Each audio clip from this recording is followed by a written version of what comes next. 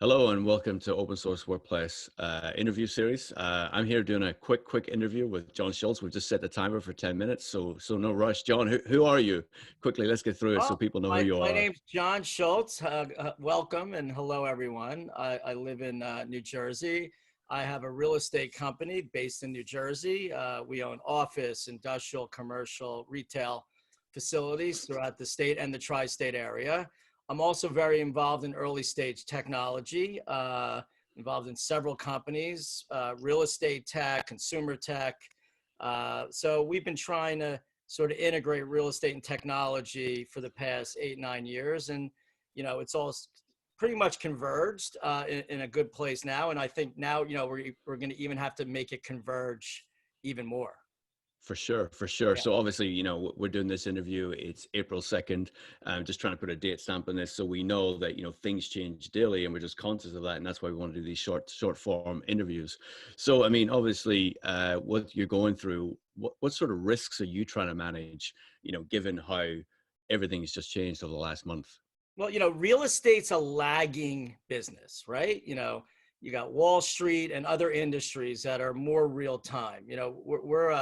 We're a big part of the infrastructure of how we operate our daily lives, right? You live in it, you work in it, you entertain in it, you vacation in it, right? We're attached to everything. But, our business goes from month to month on when we receive our rents. So, March, this happened, everybody was pretty much up to date. And now April, we're going to have to see how this all goes, right? So we're in the, yesterday was April Fool's. Somebody told me an April Fool's joke.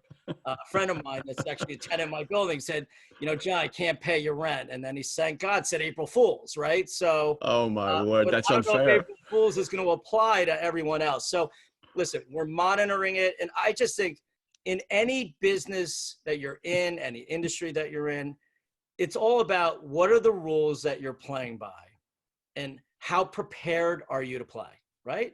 Now, I feel that this is just a devastating thing that's happening to all of us at once. It's unlike anything else we have ever experienced. I mean, I lived through the 2008 crisis, and it was really a very heavy real estate crisis along with a financial crisis, right? It all was interconnected. And, the good thing is everyone I know that was there then is here now. Like we've all experienced one. So we know what mistakes we made, what maybe we needed to do differently, what we didn't know now that we do know. So I actually do think that that's a good thing that we have real experience, even though it's not going to be the same, to take with us to make this a better process for all. So we'll see how April goes. I mean, we're getting incoming calls. We're getting people, calling up with real concerns. You have lots of public programs now. That new stimulus bill has lots of things now that everyone really has to learn and understand, right? Because the difference between 2008 and today is this was nobody's fault per se, right? This is Right. not a people-made crisis. This was a crisis that also, came out of nowhere, and we're all experiencing it at the same time. So I think, I'm hoping people learn the programs, learn how to deploy them. If you're a tenant, you have these SBA loans, right? They're really grants that are forgiven over time if you do the right thing, understand the rules. So to me, Right. learning the rules in any game is why you become successful, or in any business. And I think right now, everyone should be very focused on that. So learning the rules, post September 11th, you were in the New York area. Is there things we can learn from that time to today to apply, or do you think it's just a completely different situation? I mean, I think that unfortunately, if this crisis feels like that and 2008 combined, Mm, because we have a health care crisis and a health crisis going on the same time. We're going to now have to deal with the aftermath of what the financial crisis will be because of the healthcare crisis, right? right. So I think it feels like a double whammy. If you want to divert over to that subject, it's like we don't know after 30 days how we are going to socially interact as a society. If you have this, you have immunity. So that means you can go out and pretty much they said 99.9% feel carefree, right? If you didn't have it, you're not going to be so carefree. So how many people is that? What does that look like? How many people then will actually go out and do normal things, or the new normal things that we're all talking about, so that commerce, retail, restaurants, all the consumer economy that is literally being, decimated right now because it's shut down. So you have that on one side, and then you have the financial repercussions and, from real estate and the financial markets and businesses on the other side. So it's very complicated. I try to only, and I was always taught, work on what you think you control, even though most of the things we don't control ever, right? We think we do. Right. But at least, as a human being wanting to feel that they can have a purpose to move through this, I think you got to focus on what you think you could control and add value to, right? So to me, that's learning what to do as a tenant. It's us learning what to do as a landlord and what a lender needs to do. We all are in this together, man. Like this is like, if we don't look at this as a unifying moment to fix it together, because in 2008, everyone sort of took their line in the sand. The lenders acted like on their behalf, the borrowers acted on their behalf, the tenants were, acting on their behalf, and everyone was at loggerheads fighting through, which took a very long time to sift through.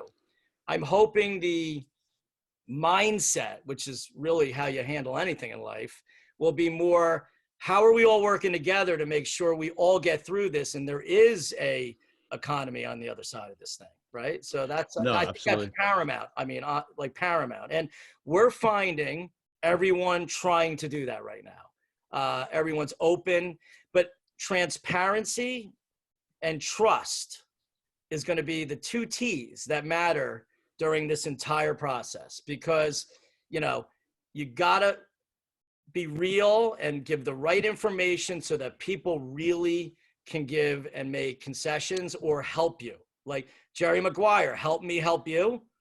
That is going to be what I think people have to take, their own personal responsibility to learn about what's within your P&L now and what do you really need to do so that you can tell the lender or the owner of the building, like, where you are, right? Like we can get certain industries. If you're a restaurant, you're out of business, right? If you're a movie theater, you're out of business. If you're a hotel, you're pretty much out of business, right? So if we have tenants in those sectors that are in our buildings, obviously we know their rents may not be coming in next month, but there's other industries that are also doing well, right? So everyone has to, I think, just be fair to the process. That's how this is going to work out in a much, I would think, faster, stronger, trusting, and helpful way, which to me is everything for us to get through this.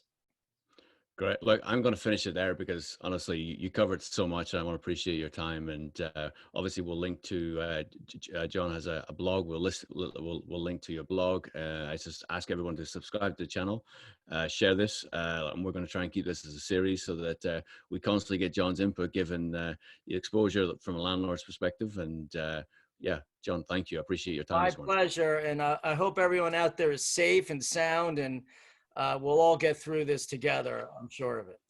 So, and before we do that, then, Jon, is there anyone specifically that you want to say thank you to? Because I have to imagine, as a landlord, there's so many people who have sort of stepped up to help you and your company. Is there anyone you give a special shout out to? I really want to thank Bonnie Manter. I mean, I would not know you if I did not know her. And I think she's a wonderful person, and she's a tremendous help to our industry.